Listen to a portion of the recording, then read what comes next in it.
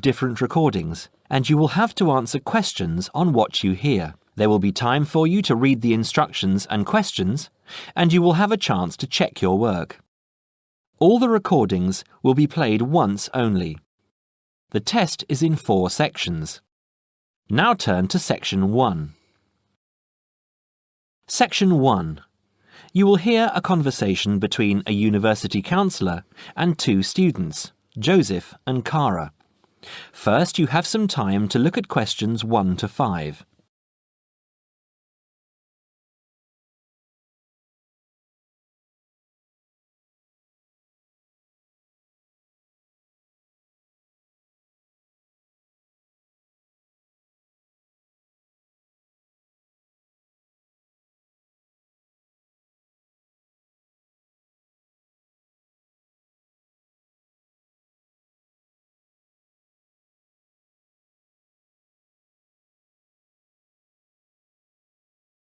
Now we shall begin. You should answer the questions as you listen because you will not hear the recording a second time. Listen carefully and answer questions 1 to 5. Hi Joseph, how are you today? Fine, thanks. And Cara, how are you? Good. As we discussed on the phone earlier, I wanted to speak with both of you about the subjects you have chosen to study and how you are managing your time. Okay? Yes. I think so. Okay, so I'll start with Cara. You've been here for how many months now? I've been here for 6 months. How are you finding it? It's good. I'm enjoying the course. And what about life outside? Are you making friends and socializing? Not really. People here are quite closed. They don't talk to you. I see. So, what do you do after classes? I usually go home and study, and I might go out for a walk, but never really with anyone. Sometimes my roommate Louisa comes with me, but she always seems to be busy. How is this affecting your schoolwork?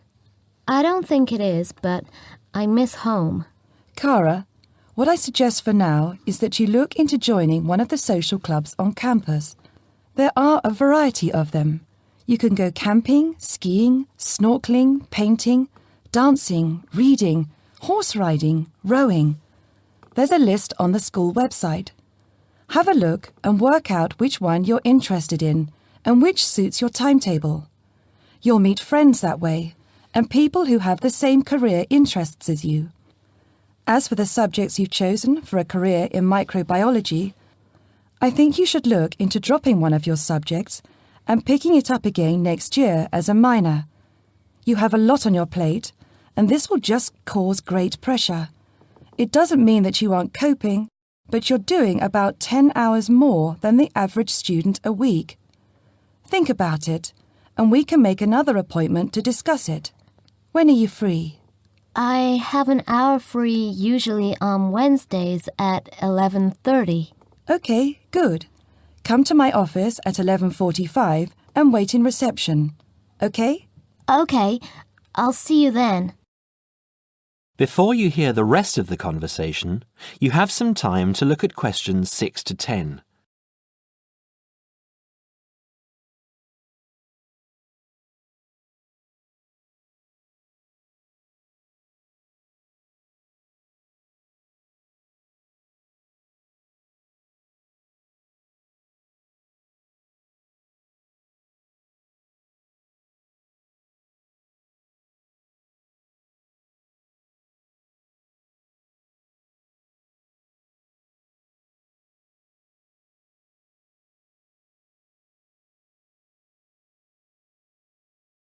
Now listen and answer questions 6 to 10. Joseph, how are you finding the university? I love it. It's very different from home. Life here is very much focused on study and also socializing through sport. People have been very friendly and curious about my culture. So, you've managed to integrate well? I think so. I've joined the rugby team, something I'd never thought I'd be interested in. And how are your studies going? I think I am doing well. I have a few assignments that need some work, but overall, I'm coping. That's good.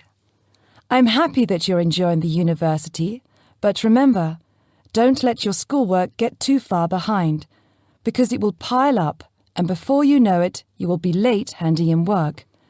You know that there's a penalty for handing in work late? No, I didn't. You would have been told at the start of the course, during orientation. I don't remember. You need to remember these things. They are very important. You might be an excellent student, but if you consistently hand in work late, you'll be penalised and you might end up losing your degree over it. That's a lot of years of work, okay? Yes, I'll remember that. And also remember that you have to attend 90% of your classes. So far, you have missed 5 tutorials. Be careful here. These could also cost you your degree. Is there any particular reason you missed these classes? I'd been training for our rugby match the night before and, well, we went out afterwards and I slept past my alarm clock. Joseph, I know this culture must be very different from where you come from, but please try and be a little more conservative with your time. I think maybe you should spend more time on your studies and less time on socialising. The subjects you've chosen are intensive. I want you to spend 3 hours a night studying before you decide to do anything else. I'll make an appointment to see you in a month and we can assess your progress. I'll give you my business card. All my contact details are there. Call me in 3 weeks to organise another meeting. Do you have any questions for me? No, none. OK, I'll see you in a month. That is the end of section 1. You now have half a minute to check your answers.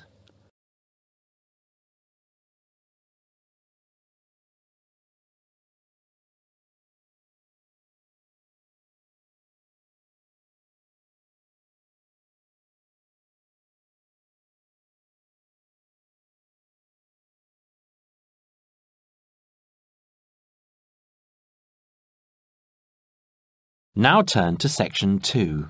Section 2. You will now listen to a talk on bicycles. First, you have some time to look at questions 11 to 20.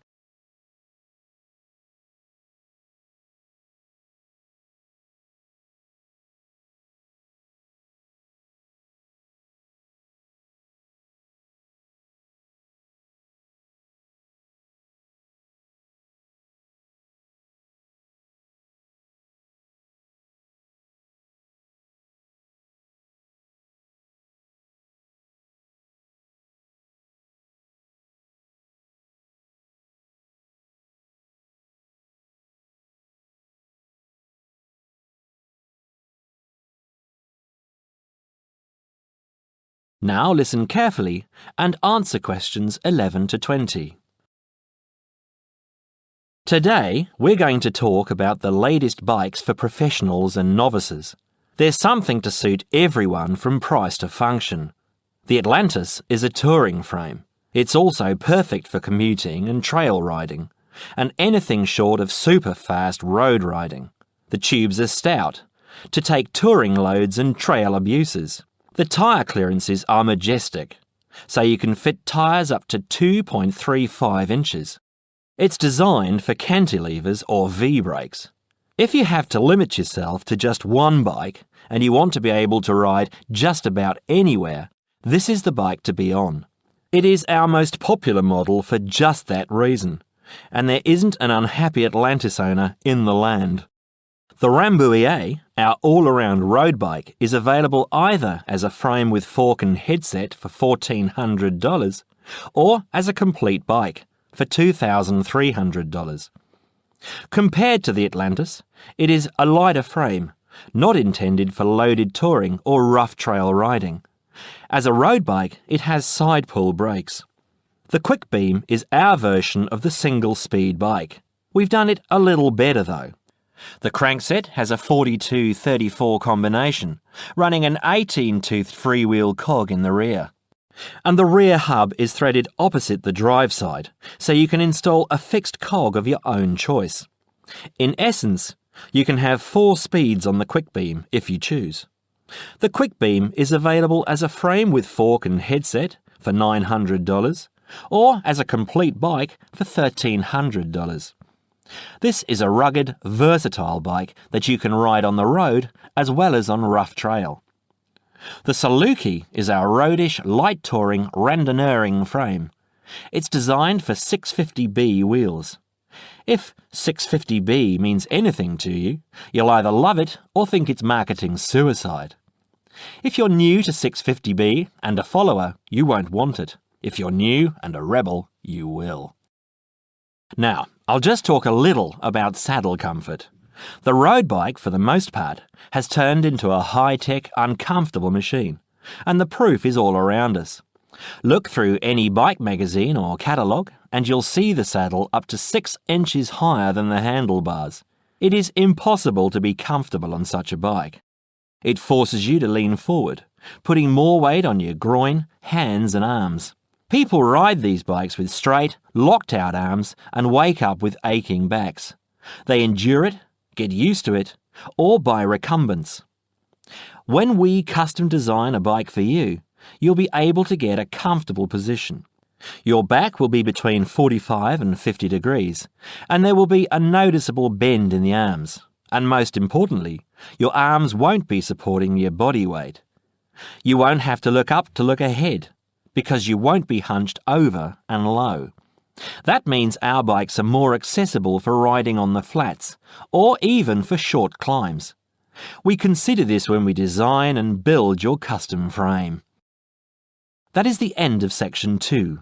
You now have half a minute to check your answers.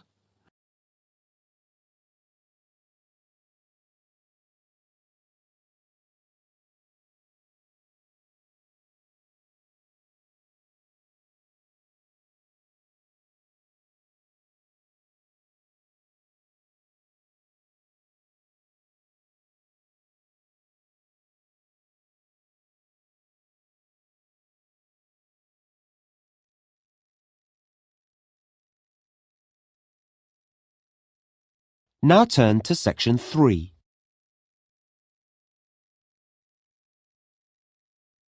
Track 22, section 3. You will hear a tutor and a student discussing a seminar. First, you have some time to look at questions 21 to 26.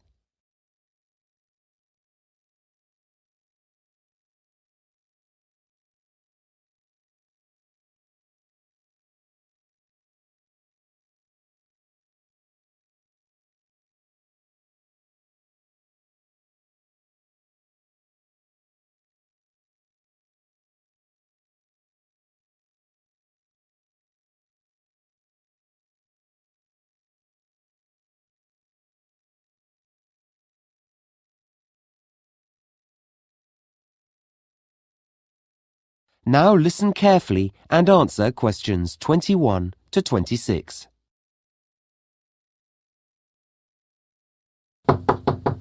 Come in. Hi. Oh, hello, Ahmed. How are you? Fine, thanks. Have a seat. So, how do you think the seminar went last week? Oh, well, I enjoyed it, yes, though I'm not sure I really followed parts of the discussion that took place. You know, about the theory and all that. Well, we can talk about that later. But were you comfortable in a group? Oh, it's better, I think, than working on your own, though you're comparing yourself all the time with the other students there. Okay. Well, let's talk about how you did and look at some strategies to help you in the future. That would be great. Now, one of the things that students often overlook when they go to seminars is that you do need to prepare for them. You can't rely on other people. I know, and I did look at the results of the experiments we did in class and write them up beforehand, as you said. Yes, and that was good. It made it easier to analyze them. But you have to do some background reading as well. Did you get the list of articles I sent round? I've started to read them. Okay, well, you'll know that for next time. Yes, sure. So, let's move on to your participation in the seminar. Right. Perhaps you can tell me how you think that went. Yeah, well, I'm not used to talking to more than a couple of people. It's very different from the way we learn in my home country. Yes, I appreciate that. So I think well, I know I should have included everyone, but I think I kept turning to the person next to me. Is that because you were avoiding eye contact? I don't think so. I'm not shy. It's just habit, I think. Well, that will improve as we do more seminars. Uh-huh.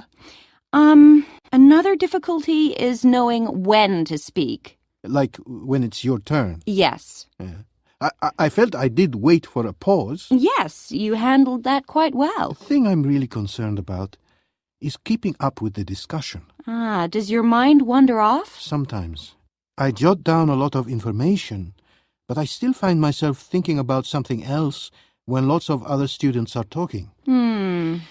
If there's an assignment to do at the end of a group, that usually helps. I'm sure it does. Okay. Now, the last thing I want to look at is the role that you play in the seminar. What do you mean? Well, when students work in groups, they don't all behave the same way. Some students are quiet, some look for support, some ask a lot of questions. Oh, that's a new idea to me. I don't know what I'm like. That's probably because you're thinking about your own performance all the time. I guess so. I mean, should I be different in some way? What I would say is that when we do the next seminar, you should look more at the people around you. You know, look outside yourself. Like ask myself how they feel? Yes, or what they're looking for from the group. Okay. It doesn't take much, but it's important to watch what other students are doing. Okay, I'll do that. Fine. Now, I'm going to suggest...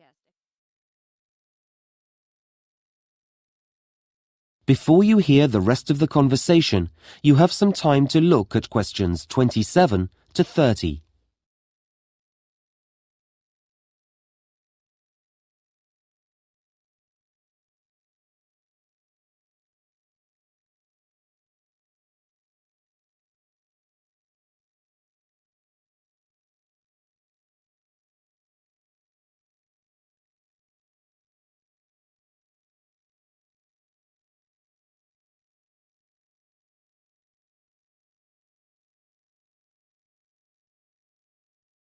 Now listen and answer questions 27 to 30. Now, I'm going to suggest a couple of strategies for next week's seminar. Okay, that's great. I need to participate more. Well, it's not a question of saying more, but we need everyone to feel comfortable about giving their views. Then the discussion is better. Yes. So, you're a confident person. Should I make sure I'm near someone who's quiet? You can do, but it's more about how well you pay attention to other students. Okay, so I need to be attentive. Yes, and then encourage someone else to say more by saying, "What did you mean when you said," or "What do you think about the idea that..." That way I'm talking. Yes, but you'll find that other people will talk too. You'll all start to get really involved. Right. They're good suggestions. The other thing that can really help is the way you take notes. Yeah, I know I write down everything, but I should be stricter with myself. Well, you actually need to think a few days ahead. Really? Yes. What's the topic, and what's the best way of making notes? I see. So I have a strategy when I walk in the room. Exactly. Then when you read through them later, they'll make sense, and you won't have to write them out again. I always have to do that. The other thing I would say is that you should include a small column in your notes where you can jot down things you want to go back to before the seminar ends. Like a reminder. Yes. Notes aren't just for later. You can use them as a prompt when there's a pause in the discussion. That's been really helpful. Okay. See you in class tomorrow. Thanks. That is the end of section 3. You now have half a minute to check your answers.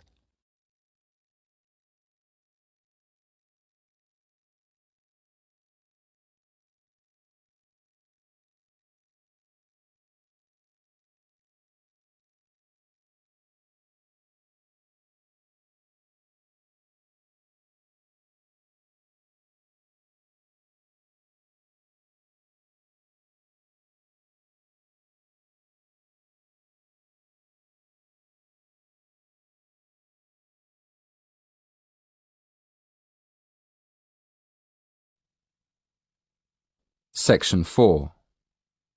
You will hear a lecture on bird migration. First, you will have some time to look at questions 31 to 34.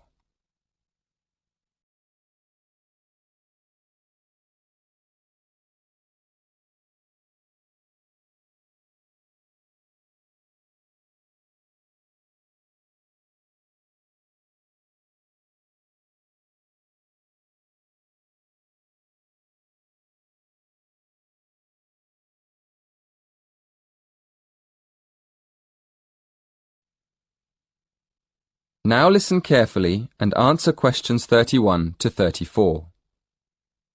My lecture this evening will focus on the migration of birds. That is, how birds fly in big groups from different parts of the world at certain times of the year. In the first part of the lecture, I'll talk about the reasons why birds migrate, when they migrate, and which parts of the world they migrate from and to. To start with, why do birds migrate? Well, there are two main reasons.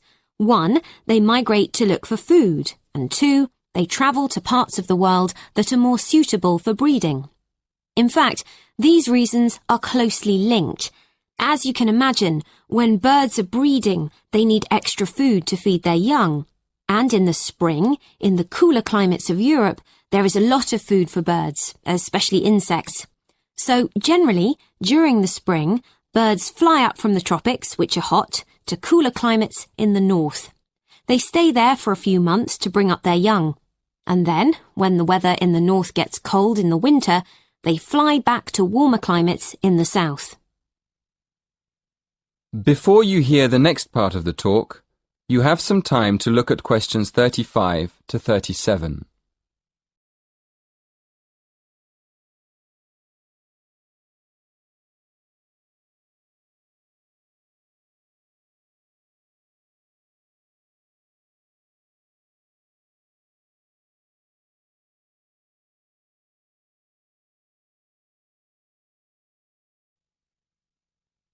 Track 50. Now listen and answer questions 35 to 37. Now I'd like to talk a bit about how global warming has affected bird migration. One of the effects of global warming has been to make the spring come earlier in the northern regions of the world. When spring comes early, the plants and insects that birds need to bring up their young are also available earlier. Research has shown that quite a lot of birds have started to migrate earlier because of higher temperatures.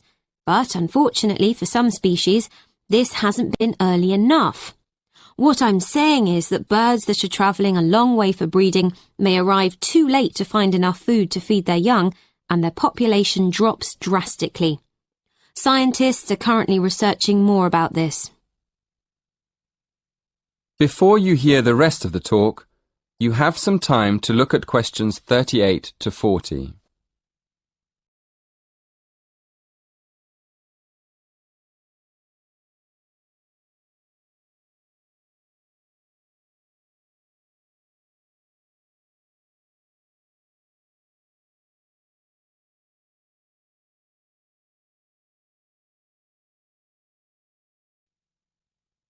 Track 51. Now listen and answer questions 38 to 40.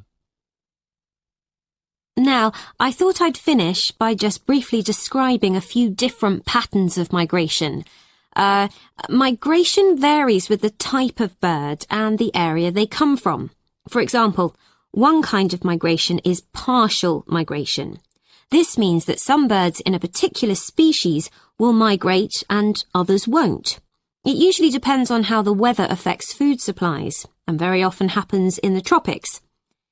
In another migratory pattern, a bird called an Arctic tern migrates the whole length of the globe, from the North Pole to the south. The Arctic tern travels between 12 and 15,000 kilometres each way when it migrates in a complete circle around the world. It's quite amazing. Right, and lastly, I'd like to mention a pattern which isn't nearly as spectacular, but is very interesting. And this is the way many birds migrate across North America. In this pattern, the birds fly northwards in the west of the country and then back south again in the east. So, if you imagine it, they're actually migrating in a circular pattern, like the hands of a clock, not in a straight line, as we might think. That is the end of the listening test. You now have some time to check your answers.